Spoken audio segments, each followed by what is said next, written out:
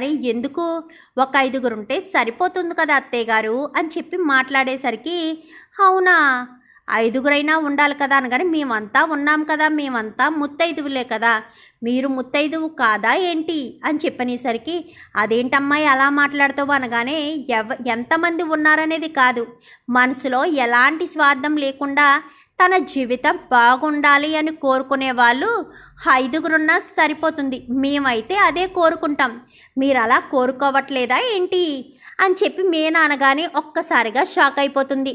సరే రండి అని చెప్పి ఇంకా అందరూ కూడా కింద కూర్చుని ఇంకా నల్లపూసలు గుచ్చుతారు. నల్లపూసలు గుచ్చేసరికి ఈ తీసుకొచ్చి సంజు మెళ్ళో వేయాలనగానే సంజు మెళ్ళో వేసి ముందు నాదొక ఒక కోరిక అత్తయ్య గారు అని చెప్పాను. కానీ ఏంటి బాబు మీకేం కోరికుంది అని చెప్పనేసరికి అడిగితే కాదనకూడదు, మరి వెళ్ళేటప్పుడు ఖచ్చితంగా అడుగుతాను, మీరు ఇస్తానని మాటిస్తేనే కోరికని చెప్తాను అని చెప్పనేసరికి ఏం కోరతాడో ఏంటో, అయినా మన దగ్గర ఏముందని కోరతాడు, ఏం కోరుకుంటాడో అనుకుంటూనే సరే బాబు అని చెప్పి మాటిస్తుంది. ఇంకా అందరూ కూడా అదే ఆలోచన మీద ఉంటారు. ఎందుకంటే సంజు వీళ్లకు నిలవ నీడ కూడా లేకుండా రోడ్డు పాలు చెయ్యాలనేదే సంజు ఆలోచన. అదే ఆలోచన ప్రకారం ముందు అడగడం కంటే లాస్ట్లో అడగడం మంచిదని, సరే వెళ్ళేటప్పుడు అడుగుతాను అత్తయ్య గారు అని చెప్పాను. కానీ సరే బాబు ఈ మంగళసూత్రాలు వేయండి అనగానే మంగళసూత్రాలు వేసేస్తాడు. అందరూ కూడా నా అక్షింతలు వేసి ఆశీర్వదిస్తారు. ఈలోపు భోజనాల వ్యాను రానే వస్తుంది. భోజనాల వ్యాన్ రావడంతో భోజనాలు వచ్చినట్టున్నాయి నాన్న, రారామ్మా లక్షలు మింగినోడా అని చెప్పి అనేసరికి ఏంటి అనగానే రారా అన్నయ్య, రారా రవి అని చెప్పి ముగ్గురు బయటికి వెళ్తారు. ఇంకా భోజనాలన్నీ కూడా టేబుల్స్ వేసి ఇంకా భోజనాలు వడ్డించేస్తారు. భోజనాలు తినడం అయిపోతుంది. లోపలికి వస్తారు. పెట్టవలసిన బట్టలు అన్నీ కూడా పెట్టేసిన తర్వాత ఇంకా వెళ్ళిపోతున్నారు కదా, ఏదో అడుగుతారన్నారు, సర్లే మర్చిపోయినట్టున్నారు కదా అని ప్రభావతి ఊపిరి పీల్చుకునే లోపే అత్తయ్య గారు అని చెప్పి సంజు పిలుస్తాడు. చెప్పండి బాబు అని మంచినీళ్ళు ఏమైనా తాగుతారా అనగానే కాదత్తయ్య గారు మిమ్మల్ని అడుగుతాను అని చెప్పాను కదా, అడగకుండా వెళ్ళిపోతుంటే అదేంటి అల్లుడు గారు ఏదో అడుగుతానన్నారు అడగకుండా వెళ్ళిపోతున్నారేంటి అన్న మాట కూడా మాట్లాడరేంటి అని చెప్పనేసరికి అంటే మీరు అడుగుతారు కదా అని నాకు గుర్తులేదు బాబు అనగానే అవునా, సరే అందరూ ఒకసారి లోపలికి వచ్చి కూర్చోండి, నేను అడగాల్సింది అడుగుతాను, అందరి సమక్షంలోనే అడుగుతాను, మీరు అందరి సమక్షంలోనే ఇస్తాను అని చెప్పారు అని చెప్పనేసరికి బాలు అలా చూస్తూ ఉంటాడు. చూస్తూ ఉండగానే ఈ ఇల్లు నా పేరు మీదకి రాయాలి, మౌనికాని పెళ్లి చేసుకున్నప్పుడు కానీ కట్నం తీసుకోలేదు కదా, నాకు ఈ ఇల్లు వాస్తు నచ్చింది, అందుకే ఈ ఇల్లు నా పేరు మీదకి రాయాలి అని చెప్పనేసరికి ఒక్కసారిగా అందరూ షాక్ అయిపోతారు. వీళ్ళు మాత్రం చాలా సంతోషపడిపోతారు. ఏంటి బాబు ఈ ఇల్లు మీ పేరు మీద రాయడం ఏంటి, ఇది చిన్న ఇల్లు బాబు, ఇంట్లోనే మేమంతా తల దాచుకుంటున్నాము, మీరు ఇప్పుడు ఈ ఇంటిని మీ పేరు మీద రాయించుకుంటే మేమంతా రోడ్డుని పడిపోతాం కదా బాబు, మాకేమీ 2-3 ఇల్లులు లేవు అని చెప్పాను. కానీ అదేంటి అత్తయ్య గారు మీరే కదా మాట ఇచ్చారు, ఇచ్చిన మాట తప్పుతారా ఏంటి, మాట ప్రకారం ఈ ఇల్లు రాసివ్వాలి కదా అని చెప్పనేసరికి అక్కడ బాలు గొడవ పెట్టుకుంటాడేమో అన్న ఉద్దేశంతో ఇల్లు రాస్తారని అనుకోడు సంజు, కావాలని బాలు గొడవ పెట్టుకుంటాడు, ఆ గొడవలో అయినా బాలు గొడవ పెట్టుకున్నాడు అన్న పేరు తీసుకురావాలన్న ఉద్దేశంతో నువ్వేమంటావు నాన్న అంటూ బాలు అంటాడు. అనేసరికి నేనేమంటానురా మీ అమ్మ మాట ఇచ్చింది కదా అని చెప్పనేసరికి మీరేమంటారు అని చెప్పను. కానీ ఎవరు కూడా ఏం మాట్లాడరు.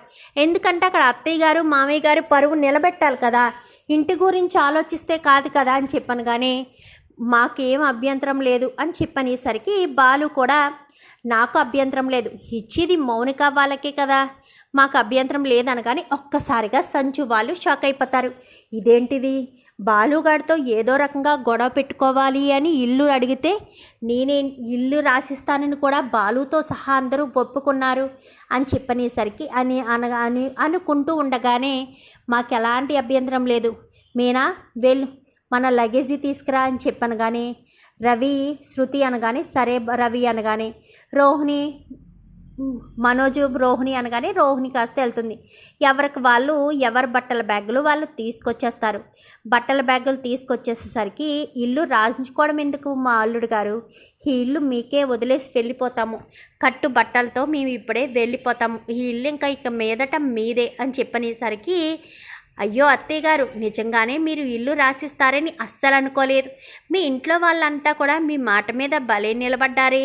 మీరు ఇచ్చిన మాట మీద నిలబడి మీ గౌరవం నిలిపారు, ఇటు మామయ్య గారి గౌరవం కూడా నిలిపారు. అయ్యో ఇప్పుడు వీళ్ళంతా రోడ్డు మీద పడిపోతారేమో సంజు, నువ్వు అనవసరంగా ఇల్లు ఇచ్చేసావు.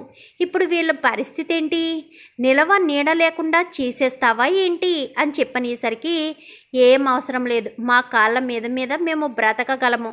మా అమ్మ నాన్నని, నా తమ్ముడిని, మా అన్నయ్యని అంతా మేము చూసుకోగలం.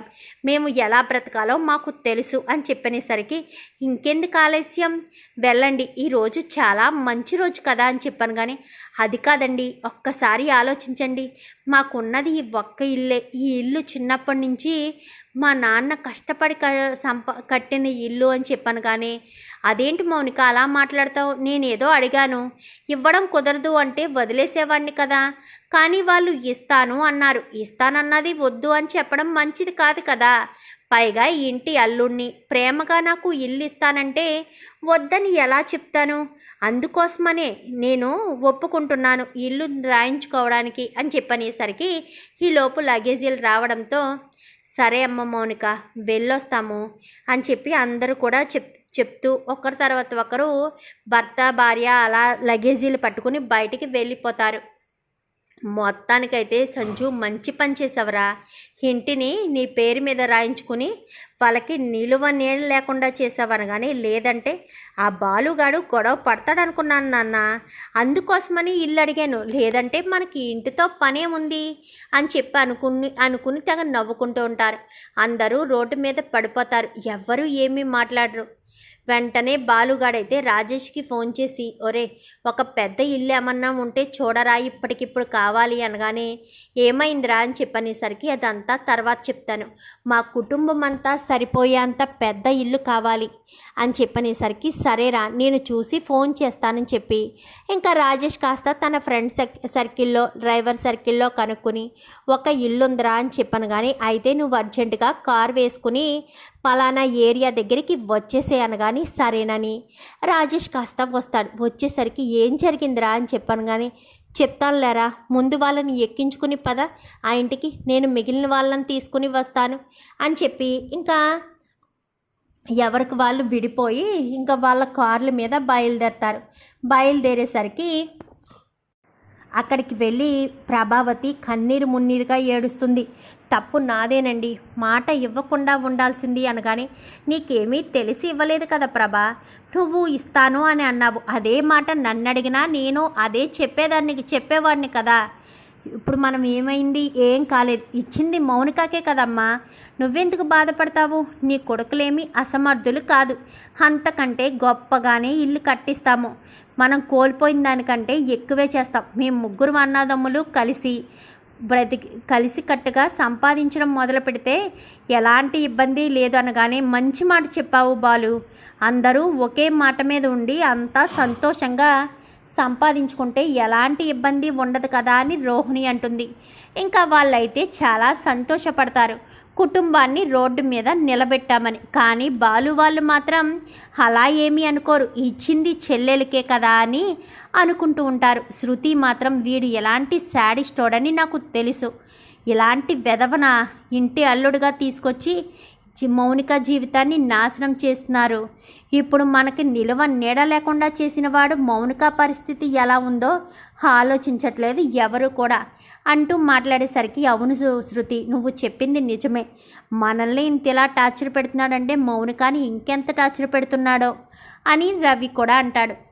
అలా అనేసరికి ఇంకా అందరూ కూడా ఇన్ని నాళ్ళు ఉన్న ఇంటిని దాటి వచ్చేసామని బాధపడుతూ ఉంటారు.